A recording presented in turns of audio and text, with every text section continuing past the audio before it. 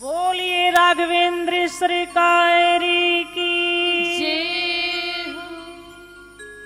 ध्यान रखिएगा, है ना। संत महात्मा कहा करते हैं कि भगवान के नाम में कंजूसी नहीं करनी चाहिए। इससे तो जितना बन सके उतना तेज तेज और हमेशा लेते रहिए। राम जपो राम जपो राम जपो बावरे। श्री तुलसीदास जी महाराज कहते हैं राम जपो, इसमें संकोच क्या करना है। इस भवसागर से भगवान का नाम ही हमें पार करेगा। परमात्मा के नाम का सहारा लेकर के ही हम ये भवसागर पार करेंगे। कोई व्यक्ति ये सोचे कि मैं भगवान का नाम छोड़ दूं और मुझे मोक्ष की प्राप्ति हो जाए, तो यह संभव नहीं है। राम नाम अविलंब बिनु परमारथ की आस, तुलसी बारिद बूंद गह अचाहत चढ़न आकाश। श्री तुलसीदास जी महाराज दोहाबली रामायण में कहते हैं कि हम भगवान के नाम को छोड़ करके मोक्ष को पाना चाहते हैं। ये तुम्हारा सोचना वैसे ही व्यर्थ है जैसे हम धरा पर बैठे बैठे देखते हैं कि आकाश से जल की बूंद आती है और हम आप यह सोचने लगे देख करके उस जल की बूंद को कि चलो इसी को पकड़ करके आकाश में चढ़ जाएं। तो क्या ये संभव है?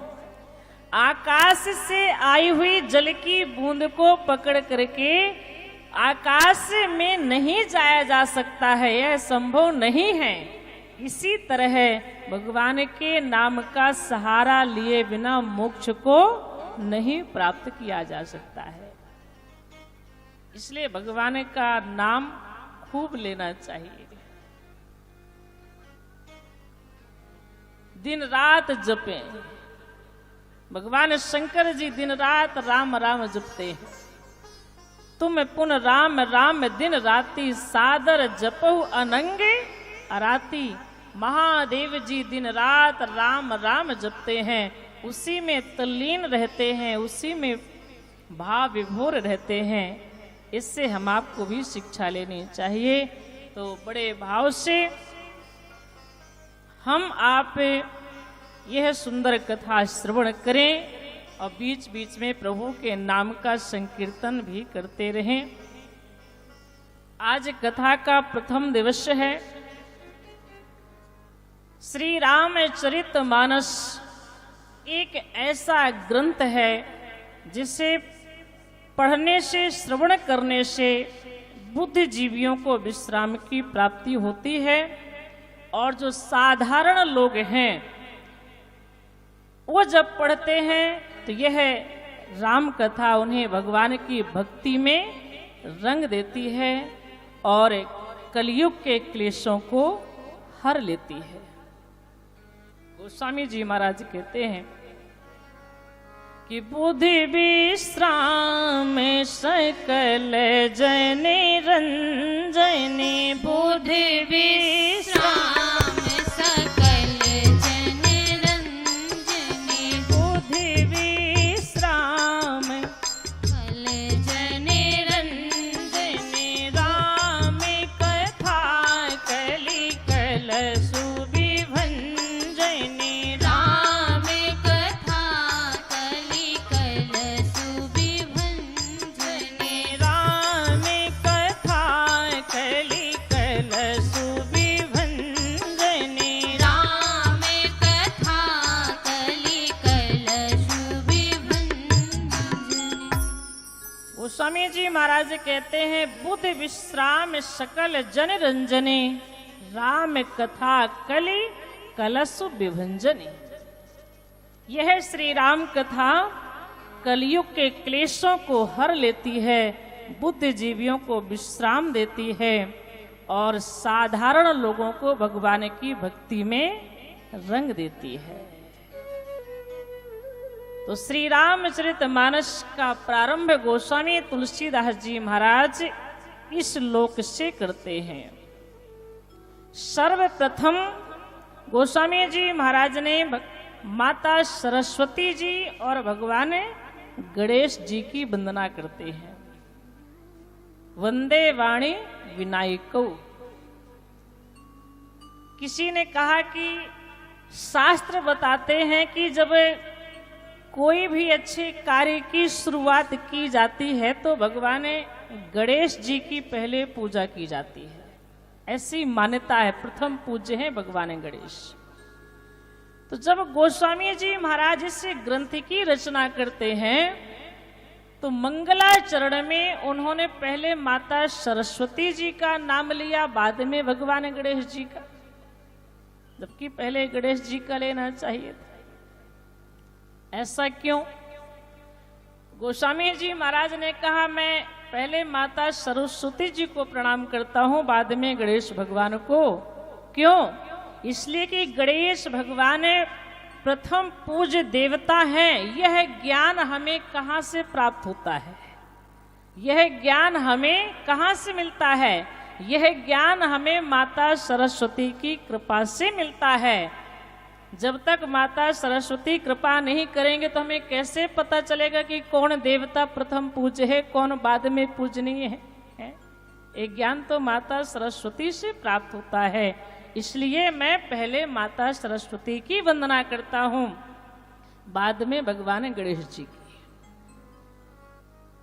और इसके बाद उन्होंने भगवान शंकर और माता पार्वती जी की वंदना की। दूसरे श्लोक में भवानी और महादेव जी, इनकी वंदना किस रूप में करते हैं? गोस्वामी जी महाराज कहते हैं इनकी वंदना श्रद्धा और विश्वास के रूप में करते हैं। भवानी शंकरो वंदे श्रद्धा विश्वास रूपण। इसका तात्पर्य क्या है? थोड़ा ध्यान रखिएगा। गोस्वामी जी महाराज मानो हम आपको बताना चाहते हैं कि अगर आपको श्री राम जी की कथा श्रवण करनी है तो पहले आपके अंतःकरण में श्रद्धा को आना चाहिए, विश्वास को आना चाहिए। जब तक हमारे हृदय में श्रद्धा विश्वास नहीं होगा तब तक हमारे हृदय में भगवान की कथा बैठने वाली नहीं है। इसलिए पहले श्रद्धा विश्वास को लाइए, तब भगवान की भक्ति हमारे हृदय में आएगी। बिनु विश्वास भगति नहीं, अते ही बिनु द्रवहि न राम। राम कृपा बिनु सपने हूं, जीव न लह विश्राम। बिना विश्वास के भक्ति आ ही नहीं सकती है। इसलिए पहले भगवान शंकर और पार्वती जी की वंदना करते हैं श्रद्धा विश्वास के रूप में। फिर भगवान शंकर को गुरु के रूप में भी याद करते हैं। तत्पश्चात श्री हनुमान जी महाराज और आदि कवि वाल्मीकि जी की वंदना है। ये भगवान श्री राम जी की कथा रूपी वन में विहार करने वाले आदि कवि वाल्मीकि जी और भगवान श्री हनुमान जी महाराज हैं। तत्पश्चात गोस्वामी जी महाराज श्री जानकी जी की वंदना करते हुए कहते हैं उद्भव स्थिति संहार कारणीम क्लेश हारिणीम सर्वशेष करीम सीताम नतोहम राम वल्लभाम। श्री जानकी जी कौन है? जो सारे जगत का सृजन करती हैं, सारे जगत का पालन करती हैं, सारे जगत का संहार करती हैं, जो कलयुग के सारे क्लेशों को हरने वाली हैं, वो भगवान श्री राम जी के वाम भाग में विराजमान करुणामयी माता श्री जानकी जी को मैं नमस्कार करता हूँ, उनके चरणों को मैं प्रणाम करता हूँ। श्री राम के लिए गोस्वामी जी महाराज बड़ी सुंदर बात कहते हैं। राम जी की माया जो है बड़ी विचित्र है, उसका प्रभाव बड़ा विचित्र है, ध्यान रखिएगा। गोस्वामी जी महाराज कहते हैं कि भगवान श्री राम जी की माया का इतना प्रभाव है कि ये सारा जगत जो असत्य है यह हमें सब सत्य सा प्रतीत हो रहा है। रज्जो यथा अहेर भ्रमः कैसे यह असत्य संसार सत्य सा कैसे प्रतीत हो रहा है? क्यों हो रहा है? बोले भगवान की माया का प्रभाव है। ऐसे यह सत्य लग रहा है जैसे कि अंधेरे में जब रस्सी पड़ी होती है और हम आप देखते हैं तो डर जाते हैं, कहते हैं सर्प पड़ा हुआ है, सर्प है यहाँ पर। अंधेरे में रस्सी को देख करके हमें सर्प का भ्रम हो जाता है, हम डर जाते हैं। तो इसी तरह से भगवान की माया के प्रभाव से यह संसार जो असत्य है यह हमें सत्य सा प्रतीत हो रहा है। रज्जो यथा अहेर भ्रमः, ये भगवान की माया का प्रभाव है। लेकिन जो मन क्रम वचन से, श्रद्धा से, विश्वास से भगवान की शरण में जाता है, तो भगवान के शरण में हम आप जाते हैं, उनके चरण जो हैं वो नौका की तरह हैं। उसका सहारा लेकर के, प्रभु के चरणों का सहारा लेकर के हम इस भव सागर को पार कर सकते हैं। इसमें कोई संदेह नहीं है। यत पादप्लो मेक में वही बवाम बोधे स्थिति सावताम।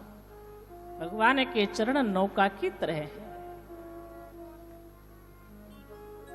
और गोस्वामी जी महाराज अंत में कहते हैं, मैं इस ग्रंथ की रचना कर रहा हूं किसके लिए? उन्होंने कहा कि स्वांतः सुखाय तुलसी रघुनाथ गाथा, मैं अपने सुख के लिए इस दिव्य ग्रंथ की रचना कर रहा हूं।